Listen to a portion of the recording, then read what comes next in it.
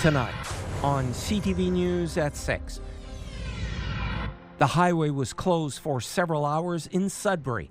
Provincial police say one person died in the crash. They've had to deal with floodwaters. My foundation is probably gone. Some residents in a greater Sudbury community believe the city didn't act soon enough. And they are first responders.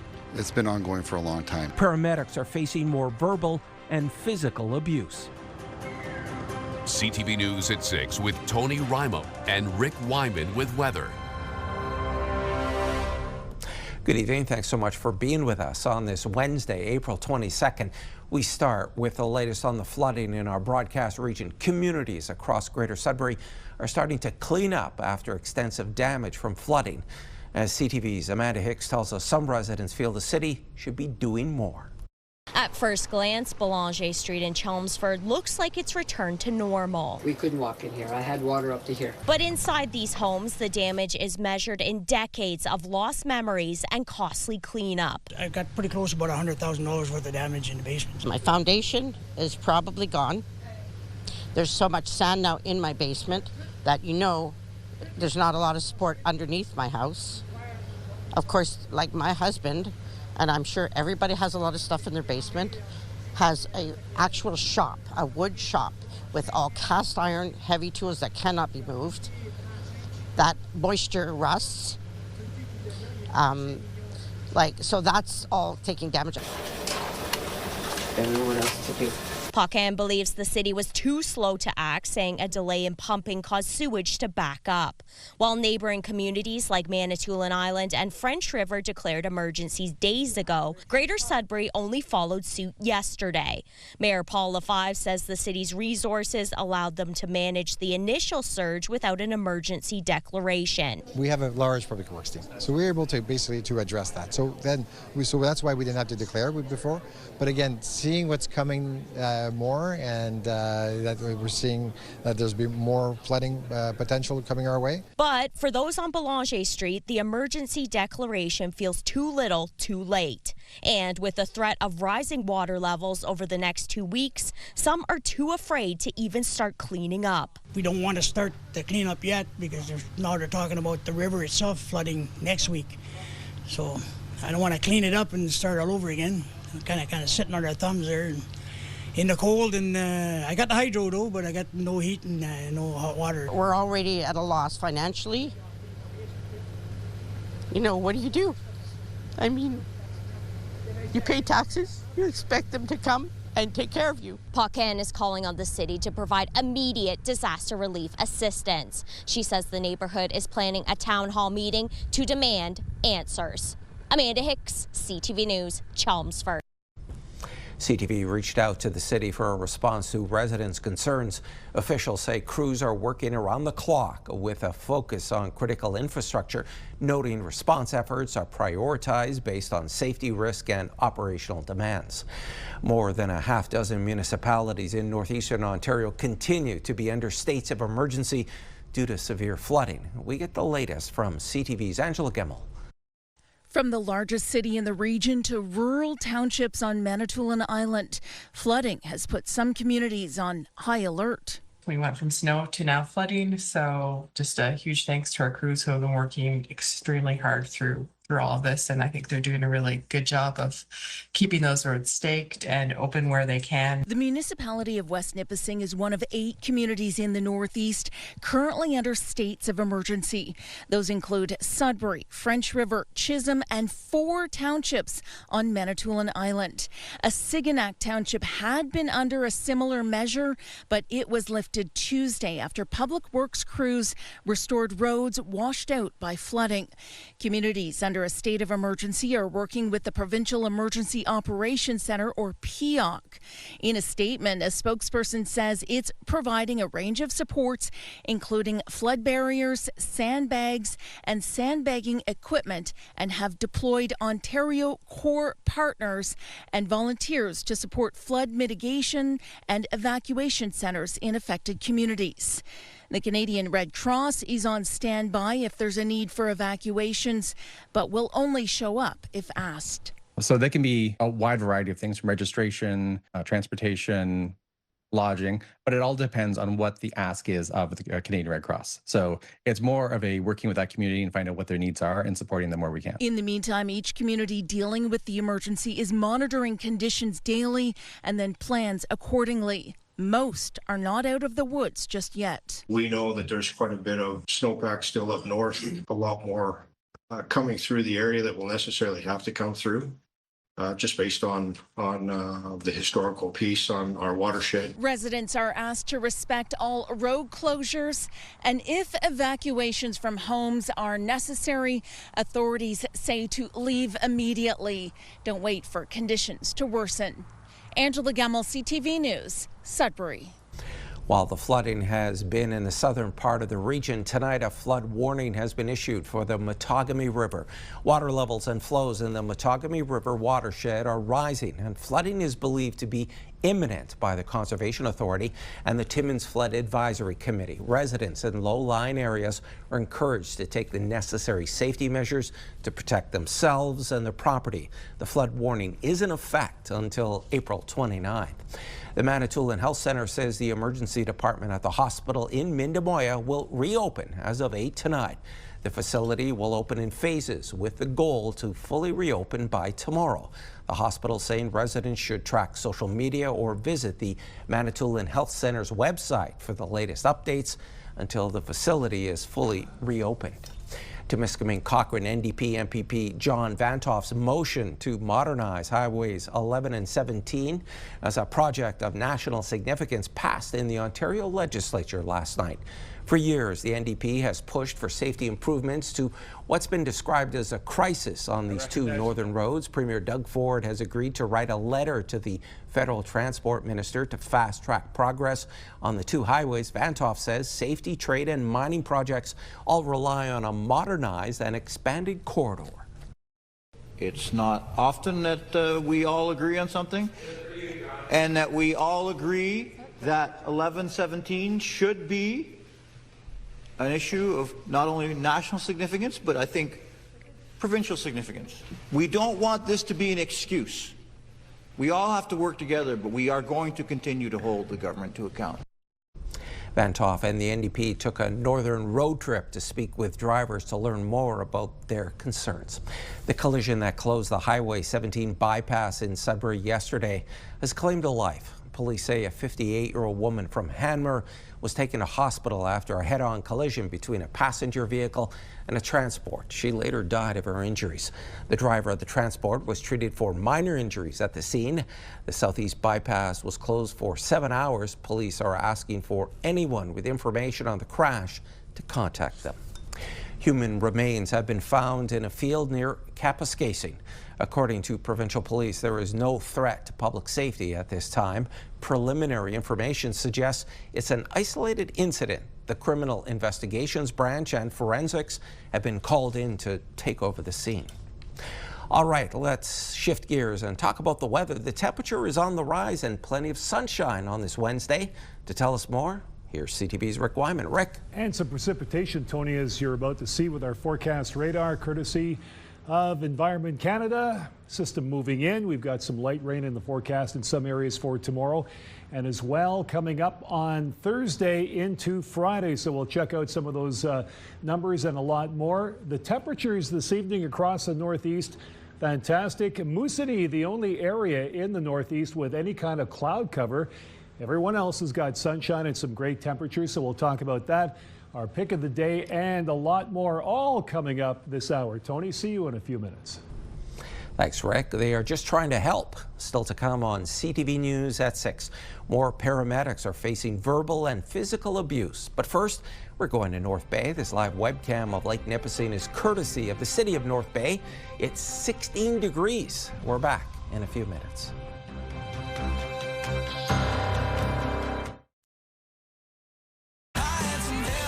Country 91.7. Sudbury's home for the best country music. Listen for your chance to win $50,000 with Pure Country's big $50K payday. Officials with the Cochrane District Services Board say a cultural shift is underway within paramedic services. Abusive language and violence are no longer being accepted as part of frontline work. CTV's Lydia Chubak reports. Since 2022, Cochrane District Paramedic Services has taken steps to ensure abuse and violence are not tolerated among its frontline workers, including the addition of signage in ambulances. There's been issues of threats, different threats of violence and verbal abuse towards paramedics. It's been ongoing for a long time. These behaviors are no longer being treated as an unavoidable part of the job. Renault says it's important paramedics refuse to accept them from patients, their family members, or bystanders. We need to increase the number of reports that we're getting. We're getting some support from our staff. We're trying to show them that we are here to support them, but we also need to have more issues reported. It is not normal to have somebody spit at you or to try to cause you harm. Recently, 2 individuals were charged following complaints brought forward by paramedic services staff. There's been a few more serious cases in the last few weeks where the police felt that a charge needed to be applied. I won't speak specifically to the incident. I expect that a lot of this is from the few that are criminal or act in criminal behavior, and we'll address those on a case-by-case basis. With the intention of preventing it from happening and ensuring the safety of paramedics and any of the service providers that we have in the community. Donnell encourages all healthcare providers to report abusive or violent behaviors they've experienced while on the job. And he has also been working with various sectors in the community to raise awareness. We're not noticing any significant increases in it. We're hoping that the reporting comes in so we have a better understanding. Is this increasing year over year? Is it decreasing, or are we keeping a handle on it? Renault says additional training on how to de-escalate potentially dangerous situations will be offered to paramedics this fall. Lydia Chubak, CTV News, Timmins. Officials with the North Bay Parry Sound District Health Unit say since their first drug alert earlier this month, there have been another 13 opioid-related overdoses across the district. Of the overdoses from April 6th to April 17th, 1 was fatal. The specific substances being used include fentanyl and prescription opioids. North Bay's first auxiliary police officers were sworn in today, launching a new era in community policing. CTV's Eric Tashner reports. Being a police officer is in the blood for Liam Brooks. He is one of 5 new recruits joining North Bay's first Police Auxiliary Officer Unit. His older brother and parents are officers in Barrie. Growing up, I've watched them the whole time, and just like knowing what they do and how they make a difference. Liam will complete his Police Foundations course at Canadore College this spring. Policing is obviously a difficult career, but a very rewarding career. And so both my wife and I are extremely proud of our son and that he's chosen this career path. By starting in this new unit, one day he hopes to patrol the streets of North Bay. I'm excited for mostly the ride programs and being involved in the big community events. North Bay Police launched its new auxiliary member program last November with a key focus on fostering positive community connections and enhancing safety. Work began in summer 2024 when Chief Daryl Longworth pitched the idea to City Council. In an emergency, in a crisis, for a community event where we've got an additional 10, 15, 20 bodies on the road to assist us in what we do at very little cost to the taxpayers because they're volunteers. In the coming years, Longworth, the former auxiliary officer himself, envisions a ranked unit of 20 volunteers who help when called upon. It's also a stepping stone for people who want a career in law enforcement. I see myself applying for special constable next, and then eventually hopefully getting on as a sworn officer. Auxiliary members support a variety of activities including traffic and crowd control at parades and community events, assist with ride programs in emergency situations, as well as support public safety outreach initiatives. I really don't think the community sees a difference between an auxiliary officer, a police officer, a special constable.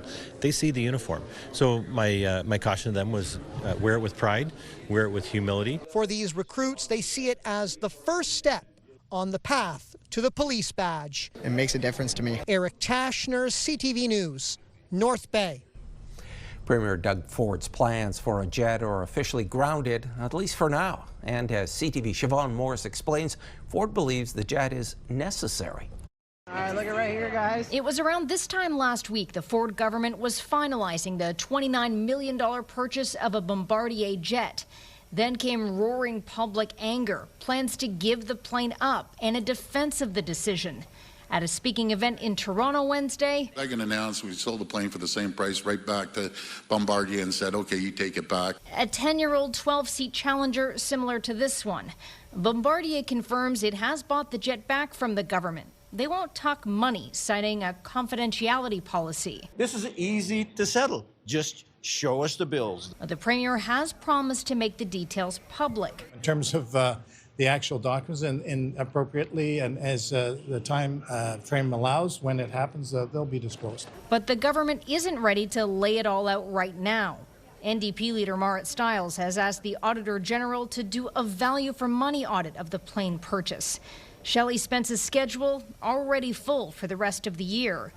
Doug Ford has made clear he still thinks Ontario needs a jet. Time is money, and that's what it comes down to. Stressing the plane wasn't intended for his use alone, something not mentioned in the government's first statements. Fly firefighters up, it was for Ontario Corps, it was for OPP when they have to send a tactical team. Many smaller communities the Premier's talked about reaching aren't equipped to land a Challenger. He sold the plane because he got caught. But now with FOI changes, with Bill 5, he's not going to get caught. For opposition parties, selling the plane back doesn't mean the story's over. He bought a luxury private jet when people are hurting.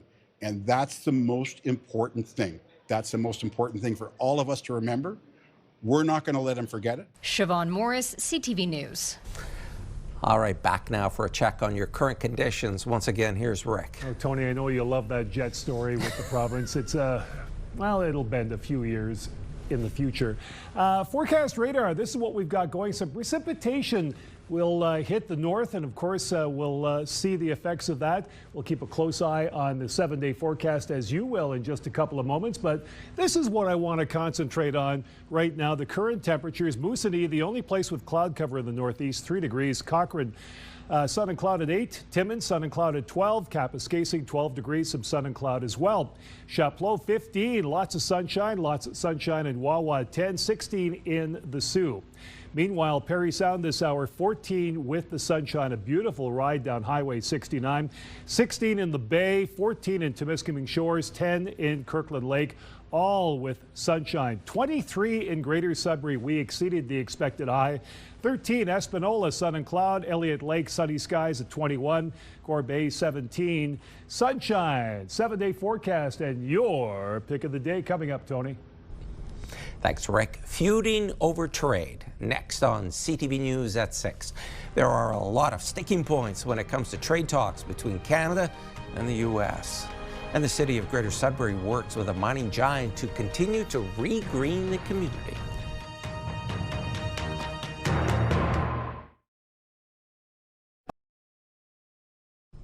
A Quebec man is facing terrorism charges, accused of promoting the violent ideology of an extremist group called the 764 Network. This group is a nihilistic, violent, extremist group that promotes criminal and violent activities. So they go online to basically lure in, groom young individuals. 26-year-old Jeffrey Roussel is accused of publishing and promoting graphic, violent, and highly disturbing content. He's also charged with participating in the activity of a terrorist group, facilitating terrorist activity, and commission of an offense for a terrorist group. The RCMP says the 764 Network targets children and teens when they are playing games online and visiting social media platforms. Police are calling on parents to be vigilant when their children are using online spaces and to report suspicious activity. Iran has fired on 3 cargo ships in the Strait of Hormuz today, complicating efforts to bring the U.S. and Iran together for peace talks. Iranian media say the attacks were carried out by Iran's Revolutionary Guard. Iran's Navy says it seized 2 of the ships. All this coming after U.S. President Donald Trump said he would extend the ceasefire with Iran. The original deadline for that ceasefire was today. The president's offering them a little bit of flexibility because we want to see a unified proposal to the president's very strong proposal, and he's made his red lines very clear. Trump also said the U.S. would continue to block Iranian ports. This afternoon, Iran's top negotiator says a complete ceasefire only makes sense if it's not violated by the U.S. blockade. The standoff between the U.S. and Iran has choked off nearly all exports through the Strait of Hormuz. Mexico says it has stepped up security at several tourist sites after a Canadian woman was killed and at least 13 others were injured when a gunman opened fire at a popular destination. Mexican authorities are still trying to determine the gunman's motive, saying he had books and notes on the 1999 Columbine shooting. With the country set to co-host the 2026 FIFA World Cup in just a couple of months, officials say tourist areas will see increased security, including more officers on the ground and added cyber patrols online to watch for threats. A war of words today between Canada and the U.S. as trade talks heat up, with the Americans citing certain irritants before CUSMA negotiations can begin. CTV's Michael Couture has the details. They just treat us unfairly at every margin they possibly can. The U.S. Commerce Secretary describing the trading relationship with Canada to fellow American lawmakers. And Howard Lutnick once again brought up a key gripe. It is outrageous that Canada will not put U.S. spirits on the shelf. It is insulting. Prime Minister Mark Carney pushed back on any suggestion that Canada has to make concessions to get back to the negotiating table. It's not a case of the United States dictates the terms. We have the negotiation. We can come to a mutually successful outcome. It will take some time. A prudent strategy, according to this trade lawyer. I think where Canada is drawing a line right now is this idea that we're going to give away the house before we even sit down to negotiate. And that puts negotiators in a very difficult situation. The U.S. has already outlined other irritants, including limited American access to the Canadian dairy market and the Online Streaming Act, which brings American platforms under Canadian broadcast rules. We've made some counter proposals, which they're aware, and the time will come to really roll up our sleeves. At the powerful House Ways and Means Committee, U.S. Trade Representative Jamieson Greer said the bigger issue is that the two countries have opposing philosophies on trade. They're doubling down on globalization when we're trying to correct for the problems of globalization. So those are two models that don't fit together very well. But part of the reason that Canada is looking for other trading partners is because of the trade war launched by the U.S. Michael Couture, CTV News, Ottawa. The Federal Aviation Administration in the U.S. is investigating a near miss involving an Air Canada plane and an American Airlines plane at JFK Airport in New York earlier this week. Jazz 534, climb maintain 3000. Climb maintain 3000, Jazz 554. The traffic off your left is overshooting the parallel. In an audio recording, an air traffic controller tells an Air Canada Jazz flight to climb and maintain its altitude as another plane overshoots the runway. Officials say an American Airlines plane deviated from its course Monday, putting it directly in the path of the Air Canada flight, which was clear to land. The two planes came within about 800 meters of each other. The FAA says alarms on both planes went off to warn flight crews about a possible collision. And there's more news still ahead, but first, here's your full weather forecast with Rick. Thanks, Tony. Let's take a look at our forecast radar as presented by Environment Canada right now. We've got some precipitation moving in. This is what it's going to look like by about 4 o'clock on Thursday, and wait till you see what's going to happen come Friday, just before supper time, Sault Ste. Marie, Chapleau, Wawa, and more, so we'll keep a close eye on that. Meanwhile, overnight conditions, predominantly clear. Sudbury clear, a few clouds, Sault Ste. Marie, Timmins clear, Temiskaming Shores and North Bay all clear. Temperatures favorable. Partly cloudy in Moosonee, Caphurst, partly cloudy, more of the same in Wawa, clear in Gore Bay and Perry Sound. Temperatures at, well, going down to 1. Sudbury nickel belt now. Here we go with your 7-day forecast. Mainly sunny at 11, 12 on Friday, some cloud cover. Saturday, chance of showers 11, 15 Sunday. Nice day there. Sun and cloud Monday 16. Chance of rain on Tuesday at 12 degrees. Sault Ste. Marie Algoma, sun and cloud for tomorrow 15. Chance of showers Friday, some rain Saturday at 10. 13 Sunday, sun and cloud as well. 13 Monday, sun and cloud, and the chance of rain at 40% Tuesday with a high of 9. Meanwhile, Timmins, Cochrane, Kapuskasing, chance of showers tomorrow at 6. 12 Friday with the sun and cloud. Saturday, chance of showers. Sunday and Monday, sun and cloud both days. 15 and 16 your daytime highs. And again, that's 5-6 degrees higher than normal. Chance of rain at 40% on Tuesday. 12 degrees your expected high as well. Beautiful Temiskaming Shores and Kirkland Lake. Chance of showers for tomorrow at 6. 13 Friday, some sun and cloud. Chance of showers Saturday at 13.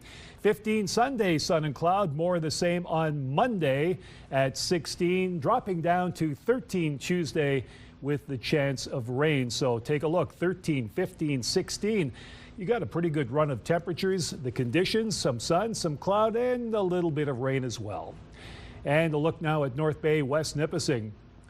Mainly sunny for tomorrow at 10, 13 as it warms up on Friday to kick things off for your weekend. Sorry about the chance of showers on Saturday. So at 30%, it might not. 13 degrees your expected high.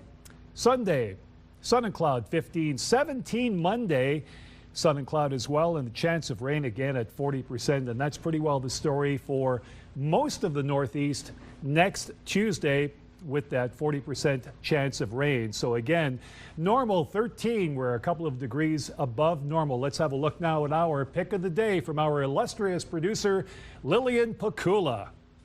Trevor Bush, Memory Park and Calendar. Great shot, Trevor. Thank you for the numerous picks, but I like this one the best. Hey, stick around. A Sudbury woman just ran the race of her life. Lindsay Alick has her story later on in the show.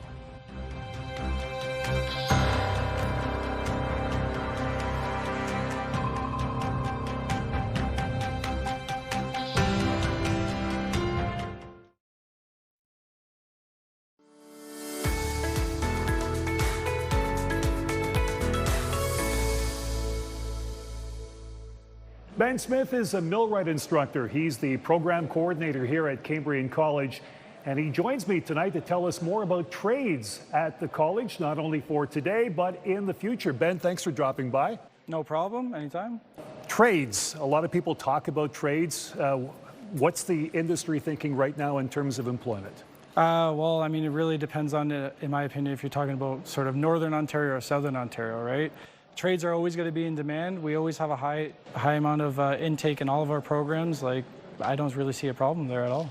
Northern Ontario, like millwright, electrical, more industrial stuff like that. And then Southern Ontario, more industrial automation, so like electricians and stuff like that. And then if you want to talk about residential, you got your HVAC, you got your carpentry, you got all those trades that you're going to have as well. More importantly, Ben, what's the demand for trades in this day and age? A lot of people are looking for, not only for today, but the future as well in terms of employment. Well, I mean, the trades are always a good career. You're going to come out with an apprenticeship, you're going to come out with a red seal at the end of the day, and then as soon as you get that red seal, you'll have almost people lining up at your doorstep to get the job instead of you going to other people's doors.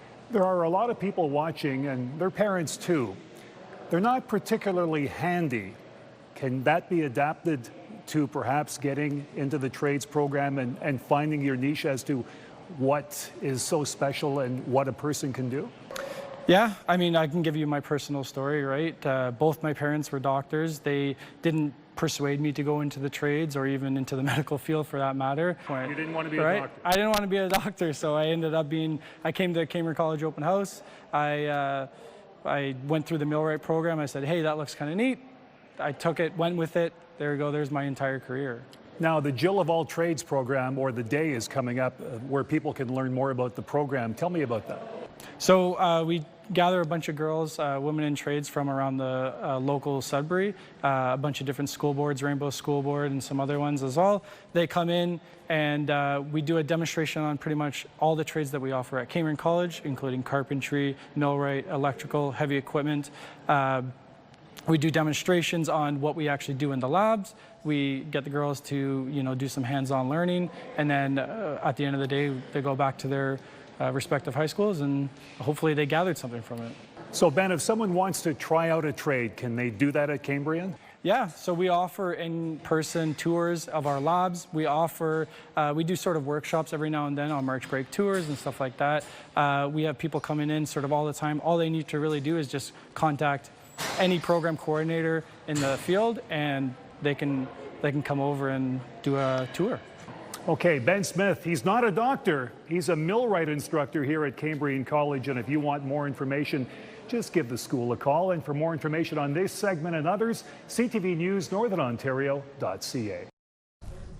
In Sudbury, Laurentian University celebrated Earth Day by retelling the stories of the past, stories that showed improvements to planet Earth. CTV's Madison Merrier has more.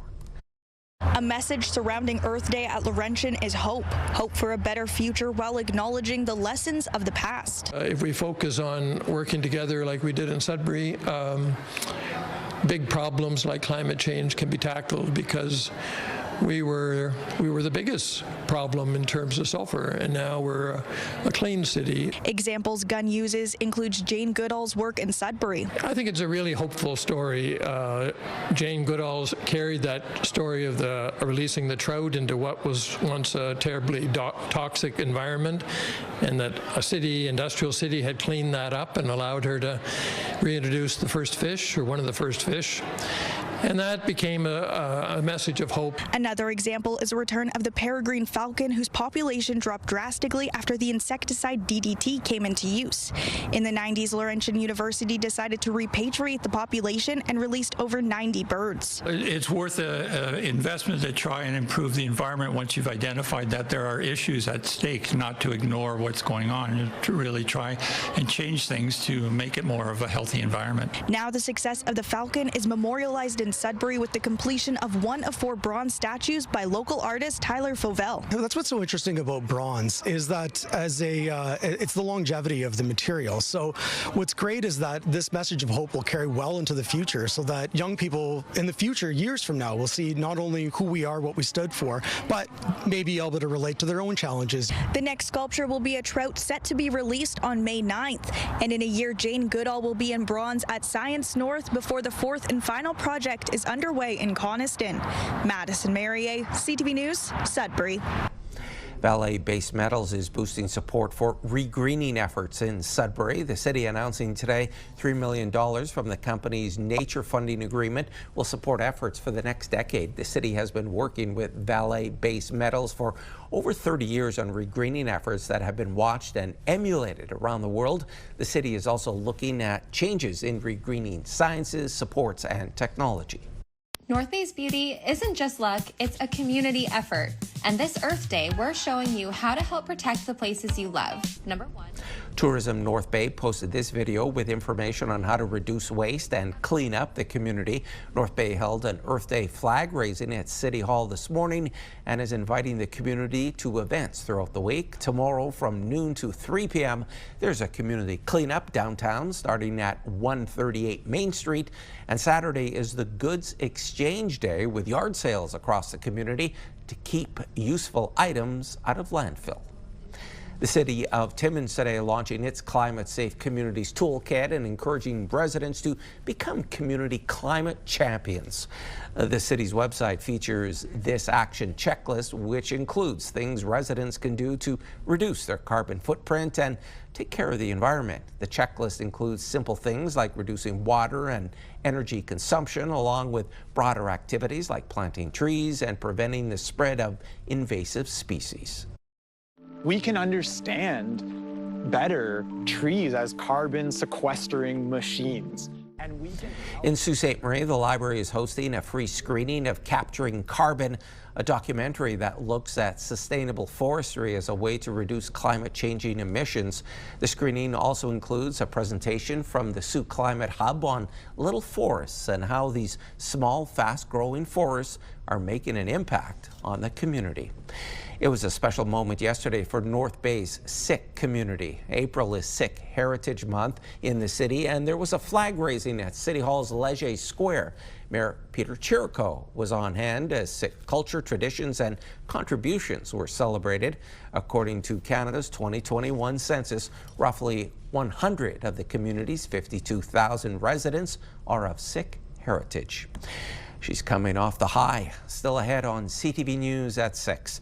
We meet a Sudbury firefighter who just ran the Boston Marathon.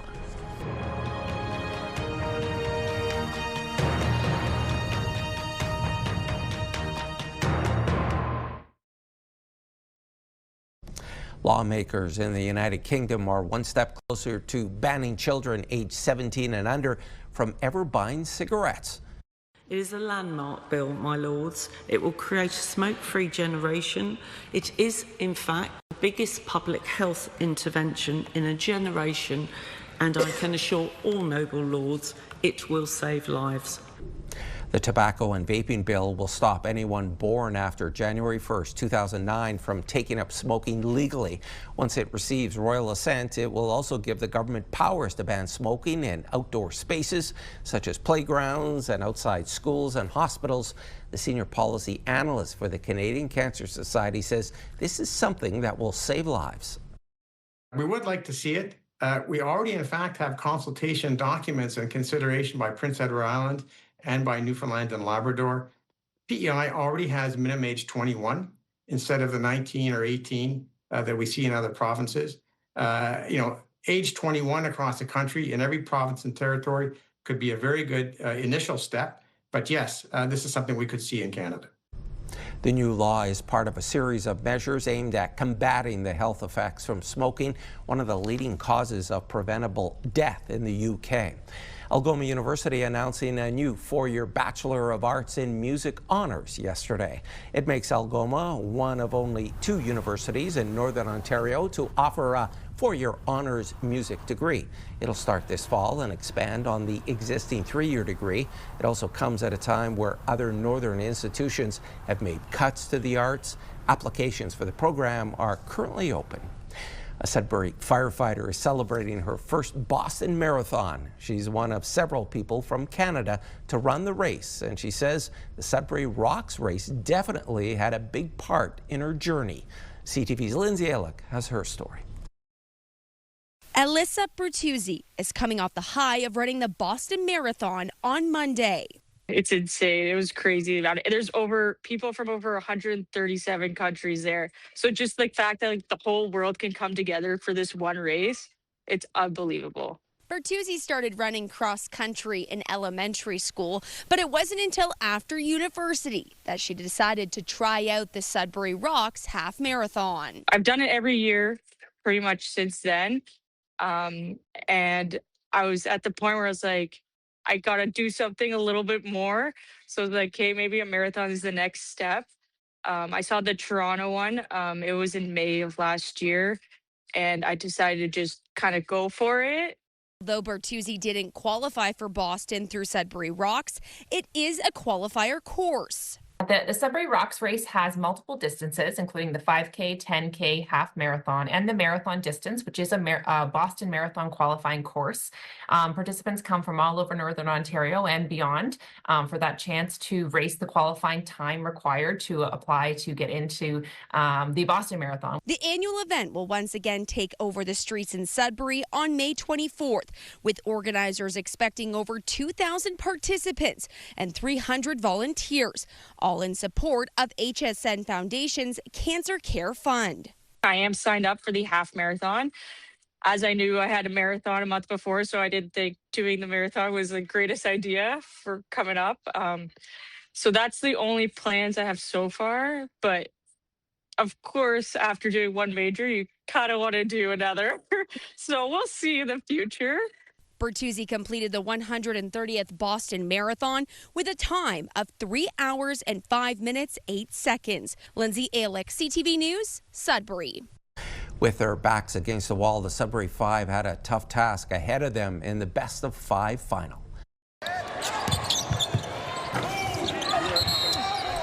And the Five did not disappoint in front of the hometown crowd last night, easily maintaining a 20-point lead over the KW Titans for most of the game. This brings the series to 2-1 with Game 4 in Sudbury Monday night. For sure. Yeah, for sure. They will win the next one at home too, and then pull off the win in KW. Oh, I think they're good. They're good. They're on. They get on a roll, and that's it, man. We've got our beat. They're good. The team. We got the team. They just got to stay focused and keep trying. Coming off a championship, we're in these type of games all season, so it's not something that's new to us, not something that's new to the guys. This type of pressure we're really used to, so we're comfortable in it. The Basketball Super League also announcing 5 players, Alex Kotov as Rookie of the Year and Charlie Marquardt as MVP. Meanwhile, over in the NOJHL, the Sudbury Cubs are 1 win away from a three-peat and another shot at the Centennial Cup. The Cubs shut out the Timmins Rock last night at the MAC 3-0, the same score they now lead the series by. Game 4 is tonight in Timmins at 7 o'clock. The public relations stunt to reveal the release date of his new album, Iceman, got stuck in the ice. Today, fire crews in Toronto have been trying to expedite the melt to ensure public safety. CTV's Beth McDonnell has the latest. It's a melting publicity stunt showered in attention. For 14 hours, fire trucks soaked the massive ice block with warm water, now deemed a safety risk. The installation built to promote the release date of Toronto rapper Drake's new album, Iceman. This is ridiculous, using all this water, flooding the area. For 3 days, people have been gathering near Sankofa Square to take selfies and see it firsthand. Some witnessing the moment of that release date before people pulled out blowtorches, pickaxes, and climbed on top of the structure, causing police to manage crowds. People carrying around pickaxes in the city, probably not the best thing. And I think it is a waste of water and money now at this point because they are using the fire department to melt it down. With so many resources deployed, the debate is now flowing over who should pay for the big cleanup. The city can do it. Like Drake did this for the city and we're all happy that he did it. I think Drake should pay for it. He's clearly got the money for it. He did it. I think no one, I think we should let nature do its work and let it melt on its own. Fire crews say the goal with all the spraying was to remove any hazard. The city says as the ice was set up on private property, no permit was needed, and the response to fire safety risks are funded through the city's budget. It is our responsibility to make sure people are safe, and I want to thank the police and the fire department to make sure people are safe. What people do agree on, the staged event is a spectacle for the ages. Well, honestly, I think it's an amazing marketing stunt for sure. He got the attention he needed, but again, it's a lot of water.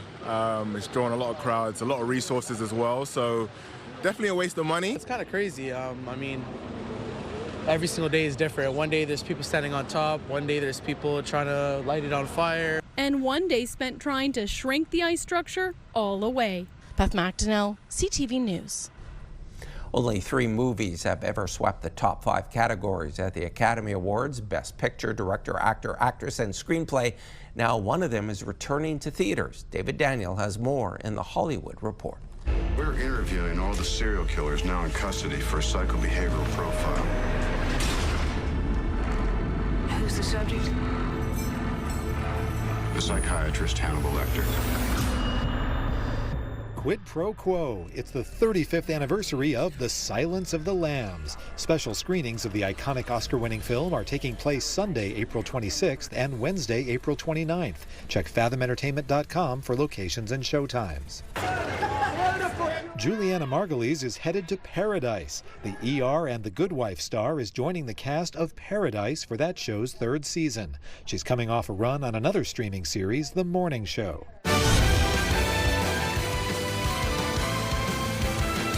My Hero Academia is hitting the road. The U.S. tour of My Hero Academia in concert, featuring highlights from the anime series set to the music of a live ensemble, launches September 12th in New Mexico, the first of 36 scheduled U.S. performances coast to coast.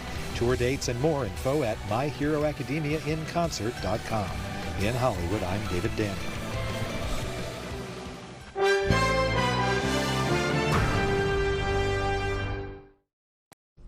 More flights are being canceled because of the high cost of fuel. BNN Bloomberg's Morella Fernandez has more. This time it's Air Transat scaling back, cutting hundreds of flights from its schedule. From May to October, flights will be reduced by 6%. That means fewer flights to Europe and the Caribbean, including Cuba. The company CEO says there is an exceptional environment affecting the entire sector. Both Air Canada and WestJet have already done the same. Here are the closing numbers for the day. The Canadian dollar barely changed at 73.14. West Texas Intermediate up over $3 to 92.56. Western Canadian Select up over $2 to 70.78. And the TSX gained 146 points today. Those are your business headlines. I'm Morella Fernandez. And here are the current prices for some key commodities we watch. Gold up $15.24, closing the day at $47.3434 U.S. an ounce. Silver up 77 cents to end the day at 77.63. Copper moved forward 7 cents to 6.05, and nickel up 3 cents, ending the day at $8.26 U.S. a pound. And Rick is back now for one last look at your Thursday weather. Tony, some sunshine and the chance of showers in the forecast in the Northeast for tomorrow. Greater Sudbury, 11 sunny skies. Timmins, chance of showers at 30%. 6:15 in the Sioux, some sun, some cloud for tomorrow. How about North Bay? Mainly sunny at 10 over the course of the day. 15 in Parry Sound, lots of sunshine there. And the chance of showers at 30%. 6 is your daytime high in Temiskaming Shores. That's the outlook for tomorrow. A little bit of sunshine still lingers, Tony. Thanks so much for that, Rick. And folks, that's our show. Thanks so much for watching CTV News at 6. I'm Tony Ryma. More news comes your way at 11:30 with Ian Campbell. Good night.